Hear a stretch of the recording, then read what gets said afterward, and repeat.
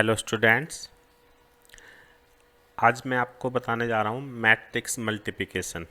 Class 12th matrix chapter का topic है। आप सभी को मैट्रिक्स को नॉर्मली ऐड सब्ट्रैक्ट करना आता है। मल्टीप्लिकेशन में ज़्यादातर स्टूडेंट्स को प्रॉब्लम होती है, इस वजह से मैं इसकी अलग से वीडियो बना रहा हूँ और सभी ध्यान से समझेंगे कि किस तरह से दो मैट्रिक्स की मल्टीप्लाई करते हैं कम से कम टाइम में। आपको बताऊँगा मैं आज। देखो, सबसे पहली बात है कि अगर हमारे पास कोई मैट्रिक्स है m इंटू एन ऑर्डर की और एक दूसरी मैट्रिक्स है n इंटू पी ऑर्डर की, तो आपको हमेशा एक बात याद रखनी है कि मैट्रिक्स मल्टीप्लिकेशन केवल तभी एग्जिस्ट होता है जब number of rows in first column equal to number of columns in first matrix is equal to number of rows in second matrix. तो ए बी कब एग्जिस्ट होगा हमारा?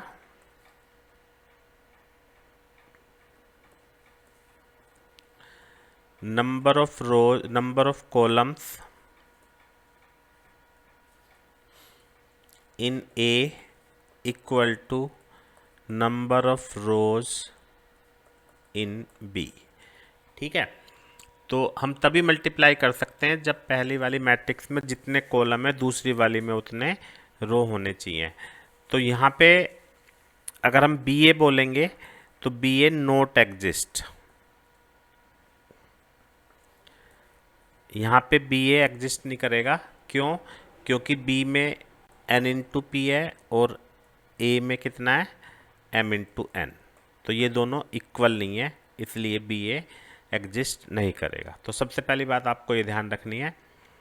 दूसरी बात यह है कि जब हम ए और बी का प्रोडक्ट करते हैं तो जो आंसर आता है हमेशा उसका ऑर्डर ये होगा, पहले वाली मैट्रिक्स की रो और दूसरी वाली के कॉलम। तो ये बहुत इंपॉर्टेंट पॉइंट है कि जब हम दो मैट्रिक्स की मल्टीप्लाई करते हैं तो फर्स्ट वाली मैट्रिक्स की रो और कॉलम और सेकंड वाले के रोज इक्वल होने चाहिए, एंड जो आंसर आता है उसमें फर्स्ट मैट्रिक्स के रो आएंगे और सेकंड मैट्रिक्स के कॉलम आएंगे। तो इससे रिलेटेड 1 मार्क का एक क्वेश्चन बता दूं, फिर मैं मल्टीप्लिकेशन बताऊंगा। मान लेते हैं हमारे पास एक मैट्रिक्स है, इसका ऑर्डर है 3 इंटू 2 और बी मैट्रिक्स है जिसका ऑर्डर है 2 इंटू 1। तो ए बी यहाँ पे एग्जिस्ट करेगा and order of A B का ऑर्डर क्या होगा? 3 इंटू 1 है ना। बी ए यहाँ पे नोट एग्जिस्ट। तो सबसे पहली बात तो ये जरूरी है जो मैंने आपको बता दी। अब मैं आपको कुछ एग्जांपल से मैट्रिक्स मल्टीप्लिकेशन बताऊंगा कैसे करते हैं। बहुत इंपॉर्टेंट है क्योंकि सारे चैप्टर में मल्टीप्लिकेशन का बार बार यूज होता है। मान लेते हैं हमारे पास एक मैट्रिक्स है A11 A12 A21 A22। ये मैट्रिक्स A है जिसका ऑर्डर है 2 इंटू 2। एक दूसरी मैट्रिक्स ले लेते हैं जिसमें मैंने ले लिया B11 B12 B13 B21 B22 and B23। तो क्लियर सी बात है, दोनों के कॉलम और रो इक्वल हैं, तो मल्टीप्लिकेशन एग्जिस्ट करेगा। अब कैसे मल्टीप्लाई करते हैं? अगर मैं इसको ए और इसको बी मान लूँ तो ए बी कैसे निकालेंगे ये आपको ध्यान से समझना है। स्टार्टिंग में थोड़ी प्रॉब्लम आती है, बाद में बहुत अच्छे से हो जाता है। क्या रखना है आपको कि फर्स्ट रो को फर्स्ट कॉलम से करना है। मतलब यहाँ पे आप ऐसे ही इमेज बना लो कि first row and first column. तो फर्स्ट रो के पहले एलिमेंट को कॉलम के पहले एलिमेंट से करेंगे, सेकंड एलिमेंट को सेकंड से करेंगे, और अगर थर्ड होता तो थर्ड से करेंगे। तो क्या करेंगे? फर्स्ट रो का फर्स्ट एलिमेंट A11 B11, फिर बीच में प्लस A12 B21 इस तरह से। तो फर्स्ट रो का करेंगे तो हम फर्स्ट रो में लिखेंगे। अब आगे करते हैं फर्स्ट रो की, अब करेंगे सेकंड वाले से। तो सेकंड वाले से करेंगे तो कितना आएगा, A11 B12 plus A12 B22। तो सेकंड एलिमेंट आ गया। अब फर्स्ट वाले को करेंगे थर्ड से। तो A11 B13 A12 B23। तो क्या याद रखना है आपको कि हमेशा इस तरह से चलेगा कि रो कॉलम, है ना, रो कॉलम, फर्स्ट एलिमेंट को फर्स्ट से, सेकंड को सेकंड से, थर्ड है तो थर्ड से, और सबके बीच में प्लस आता है। जब हम फर्स्ट रो में करते हैं, फर्स्ट रो की करेंगे तो फर्स्ट रो में लिखेंगे। अब हम आ गए सेकंड रो पे, तो अब इसको आपको भूल जाना है, इसका यहाँ पर कोई यूज नहीं है। और दोबारा से हम इस तरह से सोचेंगे, सेकंड रो फर्स्ट कॉलम, तो A21 B11 plus A22 B21। तो ये हो गई सेकंड रो की फर्स्ट कॉलम से। अब करेंगे सेकंड कॉलम से, तो A21 B12 A22 B22। फिर करेंगे थर्ड रो से, तो A21 B13 थर्ड कॉलम से A22 B23। तो इस तरह से मल्टीप्लाई करते हैं और ये जो हमारी मैट्रिक्स बनेगी हमारा आंसर होगा। तो ये मैंने आपको एलिमेंट्स ऐसे लेके बताए हैं। अभी मैं कुछ एग्जांपल से बताऊंगा आपको, तब अच्छे से समझ में आएगा। कुछ भी एग्जांपल ले लेते हैं। मान लेते हैं कि मैट्रिक्स मैंने ले ली 2 3 4 1, एंड कुछ एग्जांपल से आपको अच्छे से क्लियर करूंगा मैं। -1 2 3 4 0 1, एक दूसरी मैट्रिक्स ये ले ली। अब इन दोनों की मल्टीप्लाई करनी है, तो कैसे करेंगे, देखो ध्यान से देखेंगे।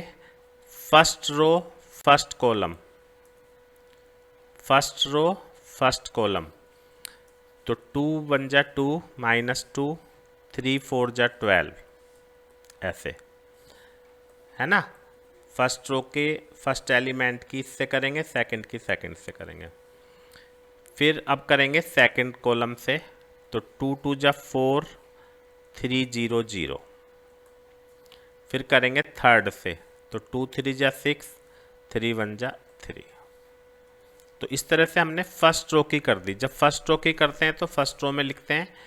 अब हम सेकंड रो की करेंगे, तो 4 1 जा 4 4 1 जा 4 4 2 जा 8, 1 को 0 से करेंगे, 4 3 जा 12 प्लस 1। ये आंसर आ गया हमारा 10 4 9 0 8 13। तो स्टार्टिंग में आप इस तरह से मल्टीप्लाई करेंगे, ये वाला स्टेप आपको दिखाना होगा। और जब अच्छे से प्रैक्टिस हो जाती है तो हमें इसकी ज़रूरत नहीं होती दिखाने की। मैं एक और एग्जांपल बताता हूँ।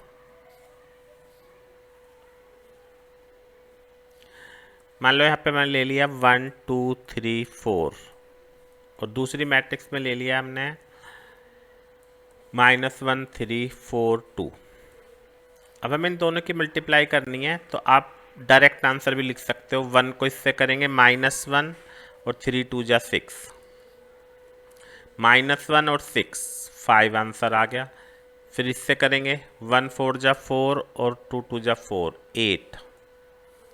अब इसको करेंगे 3 1 जा 3 -3 प्लस 12 9, 3 4 जा 12 और 20। तो इस तरह से मल्टीप्लाई कर सकते हैं डायरेक्ट भी। अगर आपको अच्छे से प्रैक्टिस हो जाती है तो आप डायरेक्ट आंसर लिख सकते हो, लेकिन इसमें गलती होने के चांस रहते हैं, इसलिए थोड़ा सा टाइम लेना चाहिए। और एक एग्जांपल कर लेते हैं, 3/3 का एग्जांपल ले लेते हैं कुछ भी। 2 3 4 3 4 5 4 5 6, 1 - 3 5 0 2 4 3 0 5। तो एक एग्जाम्पल से और अच्छे से क्लियर हो जाएगा। देखो फर्स्ट रो फर्स्ट कॉलम 2 1 जा 2, 3 0 0, 4 3 जा 12। फिर सेकंड से करेंगे 2 3 जा 6, 3 2 जा 6, 4 0 0। फिर करेंगे 2 5 जा 10, 3 4 जा 12, 4 5 जा 20। ऐसे ही अब इसको करेंगे एक एक करके। पहले फर्स्ट रो से करेंगे तो 3 1 जा 3, 4 0 0, 5 3 जा 15। फिर सेकंड कॉलम से करेंगे 3 3 जा 9, 4 2 जा 8, 5 0 0। बहुत ध्यान से करना होता है। अब करेंगे थर्ड से 5 3 जा 15 प्लस 16 प्लस 25, है ना। अब इसको करेंगे एक एक करके सबसे। तो 4 1 जा 4, 5 0 0, 6 3 जा 18, -12 plus 10 plus 0 and 20 plus 20 plus 30। इनको ऐड करके लिख लोगे आप, आंसर आ जाएगा।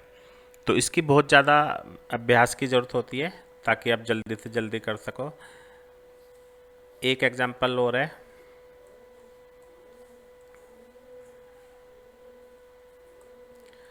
अब देखो मान लो हमें इन दोनों की मल्टीप्लाई करनी है, तो ये मैट्रिक्स है 1 × 3 की, ये है 3 × 1 की।